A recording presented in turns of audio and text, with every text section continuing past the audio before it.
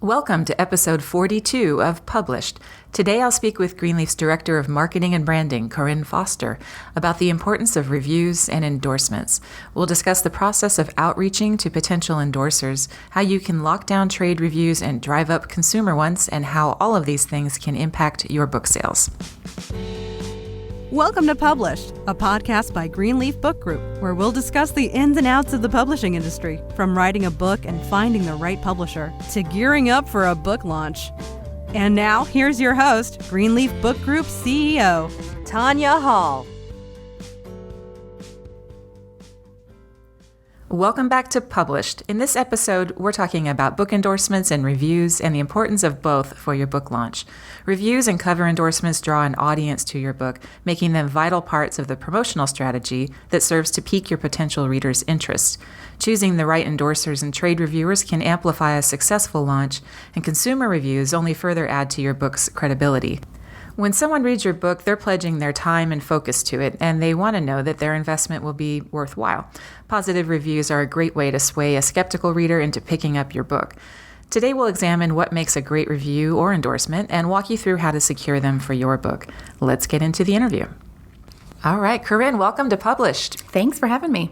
Yeah, so why don't you start by telling us a little bit about what you do here at Greenleaf? Sure. I'm the Director of Marketing and Branding here. I've been working with authors for about 10 years, and my team, helps authors define what their brand messaging is. We also promote the book specifically around launch and after, and then we garner media attention to help amplify their message. Awesome. Very important stuff. So for those listeners who might be new to all of this, can you explain what we mean by consumer versus trade book reviews, and then in general, the importance of reviews? So trade reviews are reviews typically from publications either within the publishing industry like Publishers Weekly or Booklist, or they're within the industry that the author works in or the book really pertains to. So trade reviews are going to really help buyers and librarians make their purchase decision, kind of like a seal of approval, because those are the first people that are going to read and review the book before it goes out into the hands of the trade. Consumer reviews are a little different. They are by real readers. Those reviews are either posted to retail sites, shared to blogs, or on social media, and they serve as the social proof that's going to help convert browsers to buyers. Ultimately, whether it's a trade review or a consumer review, it's really to help connect a book with readers. In my experience, trade reviews are the nice to have portion of that. The reality is that there's a finite number of trade reviews that are going to be published any month, and a very select few titles are going to be chosen for that. There are plenty of books that are successful by any measure you can think of that came out without having a trade review. Consumer reviews, on the other hand, are really the need to have. I'd be hard pressed to think of a book that has been successful that doesn't have any consumer reviews online. And in fact, on Amazon in particular, those reviews can actually improve your SEO, for lack of a better term, or how Amazon surfaces your book, correct? Yes, and that's why those consumer reviews are so important. And, here at Greenleaf, we've been focused on them tremendously over the past few years, is that is one of the considerations Amazon uses to determine how they're recommending books to new readers and how that book is ranking on their site. Yeah, so very important. And how do you choose the trade, or how does a listener to this podcast choose the trade publications they would send their books to for review? How do they, prioritize those? So as a publisher, we're submitting eligible books to the major trade publications on the author's behalf. So again, your Publishers Weekly, your Booklist, your school library journal. For more specific trade reviews, we really brainstorm and collaborate with the author. We get together and we put together a list of who their book is going to be relevant to, what organizations that they are involved in within their trade, and then we reach out to them per their guidelines and submit the books for review. These trades are good to have a list of as well, because on the media side, we can also reach out to them for potentially article placements as well. Mm-hmm. And we talked a little bit about Amazon and consumer reviews, but can you elaborate on consumer reviews? Because it's a leading question. I know they're very important, and I know you know as well. So can you share a little more on that for our listeners? Yeah, so, I've been in publishing for 10 years now, and when I first started, there really wasn't a lot of talk of consumer reviews. It was great to have. It was, a good indication that people were liking your book. It made authors feel good, but it didn't play into how the recommendations worked. And, since then, the recommendations are increasingly made to consumers based on Amazon's algorithm and even on social media as well. Everything is algorithm based. So those reviews are taken into account by Amazon, how they place the book within the rankings. So the rankings are a kind of a 24-hour rated average of ratings and reviews and the keywords used in those reviews. And Amazon takes all of that information, compares it to actual buyer information, and kind of matches that book with the person most likely to purchase it. So the more reviews the book has, the more ammunition Amazon's algorithm has to connect it to the person most likely to buy. And I know plenty of times there's an author who has a mild panic attack when they get a negative consumer review. I have one on my book page myself. It's odd. But what do you tell an author who's quite upset about that 1-star review?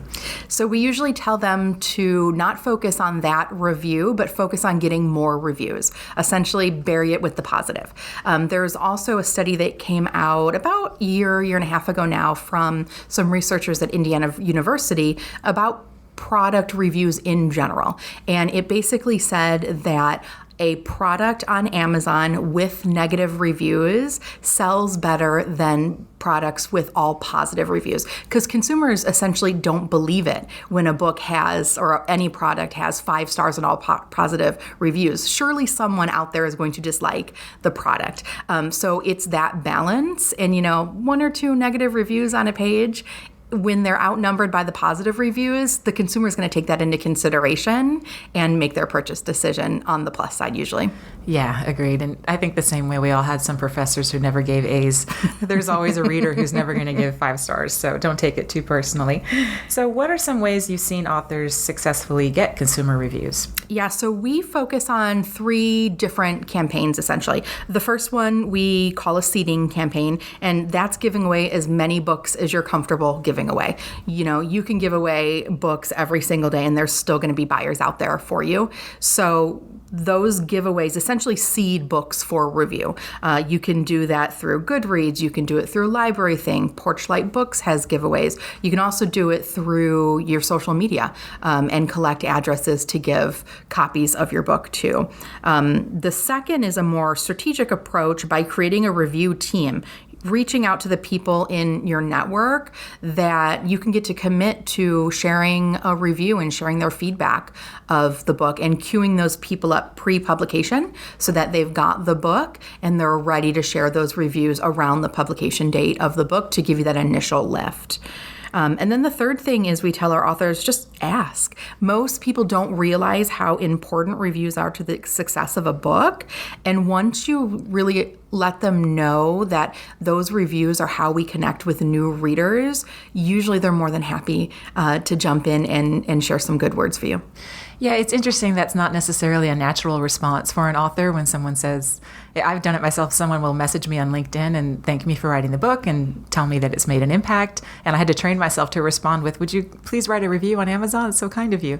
And then they do. So it really does make a difference. Yeah, it can definitely be awkward at first, but I always tell my authors, get in that habit of it. Just say thank you and let them know genuinely how much that review would mean to you. Yeah. So switching gears away from reviews and over to endorsements, can you first explain what an endorsement is and the importance of an endorsement? So endorsements are another way to make your book stand out, both to buyers and to consumers.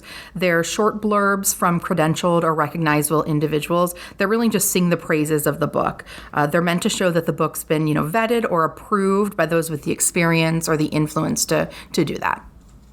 And so for our listeners, those are the blurbs that you see often on the front of the book cover up at the top. And yeah, they can definitely have an impact on book sales. So how do you select and approach people to endorse your book? So it's important to know who the target reader is to start with. And once you know what their habits are, who they look to for influence and who they trust, you can start then doing research in that community. You're not necessarily looking for celebrities or household names. It's fine to have your sights set high for a few of your targeted people, but be more strategic when building your list. I recommend that you look at top-selling authors in your genre, the movers and shakers in your niche, who's publishing content, who are the top researchers and academics, and who works for an organization or has a credential that would mean something to a reader. Sometimes just being associated with a company or a university is enough clout to outweigh maybe that person not being a household name. Great. And then what should the author expect in terms of timeline in that process? Because I know that sometimes this can catch them by surprise. So the production schedule of a book will ultimately dictate your outreach timeline. We typically allocate a minimum of 3 months and suggest beginning outreach as early as the author is comfortable sharing their manuscript to allow the individual that's potentially going to endorse the book as much time as possible to read the book and give a thoughtful endorsement. For most authors, that is around the time that the ARC or the advanced reader copy is available. And then as far as a timeline, we spend about the first 4 weeks of that 3-month timeline doing our research, brainstorming with the author, creating our pitch letter, and gathering the necessary materials. Then for about 2 weeks, we're going to do the initial outreach, customize pitches to those individuals, making sure that they have an excerpt or the full manuscript to review if they'd like. And then we let them sit for about 2 weeks, give them some time to look over the materials, and then follow up with them to offer any help that you can give them, answer any questions they may have. Then we kind of let them noodle over it again for another 2 weeks. And then we spend the last 2 weeks of the campaign really finalize any endorsements, proofing them with editorial, recommending an order that they're going to appear on the book itself and on the retailer websites and on websites, and then finally submitting it so that the final book can go off to press. And so for an author who has abided by that timeline and done all of this outreach and pitching and waiting, and they're running up against a deadline and don't have an endorsement, what do you advise that author to do? So remember to focus on the fact that endorsements are useful whenever they're received. If you're past the point where the book has gone to press, they can always be added to the retailer pages, they can be added to websites and marketing materials, and they can also be added to any reprints of the book. So don't let that stop you to continue asking for endorsements and following up with those people that maybe gave you a soft yes or maybe requested a little help with writing an endorsement as well. Good advice. So do you have any other advice you'd like to share regarding reviews and endorsements? I have a couple of best practices and do's and don'ts. The first one is giving yourself enough time. Really, as soon as you're comfortable sharing manuscripts with people, go ahead and start distributing them.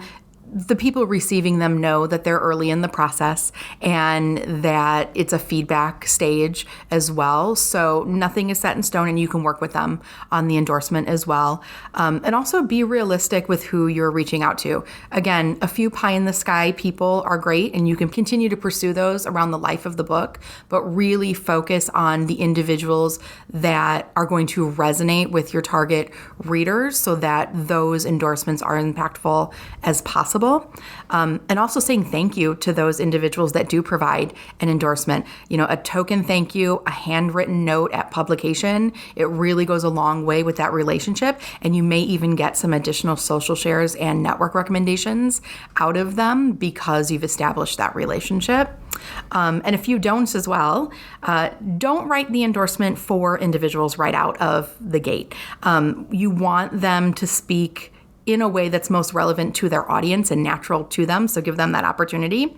And then don't be pushy. You're asking for a favor for these individuals. So be helpful, certainly be diligent in your follow-up. But I like to say you get what you get and you don't throw a fit. You can work with what you have and work on those relationships more than anything. I have a feeling your mother said that to you at some time. Absolutely. Well, Corrin, thank you so much for joining us today. Thank you. That's it for our episode today. For notes and resources from today's show, go to greenleafbookgroup.com/episode 42. You can also find advice for writing, publishing, and promoting your work in my book, Ideas, Influence, and Income, which you can learn more about at ideasinfluenceandincome.com. If you've enjoyed the show, please rate and review us on iTunes. It means a lot to have your feedback and sure helps us make sure that we're answering your publishing questions. A big thank you to Eleanor Fishborn, who produces the Published podcast, and we'll be back next month with another new episode. Thanks for listening to Published. To learn more, please visit greenleafbookgroup.com. And remember to subscribe to this podcast on iTunes.